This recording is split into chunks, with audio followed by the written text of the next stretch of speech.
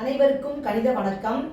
இப்போ பார்க்க போகிற கணக்கு 7ஆம் வகுப்புக்குரியது. முதல் பருவம் அளவைகள் யூனிட்ல பயிற்சி 2 கொள்குறி வகை வினாக்கள்ல 9வது கணக்கை இப்போ பார்க்க போகிறோம்.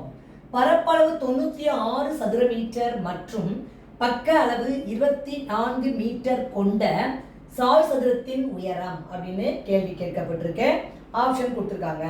ஃபர்ஸ்ட் நம்ம என்ன செய்யறோம், சாய் சதுரத்தின் பரப்பளவு ஃபர்ஸ்ட் எவ்வளவு கொடுத்துருக்காங்க, 96 சதுர மீட்டர். 96 சதுர மீட்டர். பக்க அளவு கொடுத்துருக்காங்க. எத்தனை கொடுத்துருக்காங்க, 24 மீட்டர். இப்ப உயரம் தான் கேட்டிருக்காங்க. இப்ப நம்ம என்ன செய்யறோம், இந்த பரப்பளவையும் பக்க அளவையும் வச்சு உயரம் கண்டுபிடிக்க போறோம். சாய் சதுரத்தின் பரப்பளவு b × h சதுர அலகுகள். b × h சதுர அலகுகள். இப்ப b என்பது கொடுக்கப்பட்டிருக்கு. அப்ப 24 பெருக்கல் உயரம் தெரியாது ஈக்குவல் டு 96. இப்ப நமக்கு தேவை உயரம், height. h is equal to 96 by 24 இடது பக்கத்துல பெருக்கிட்டு இருக்கு.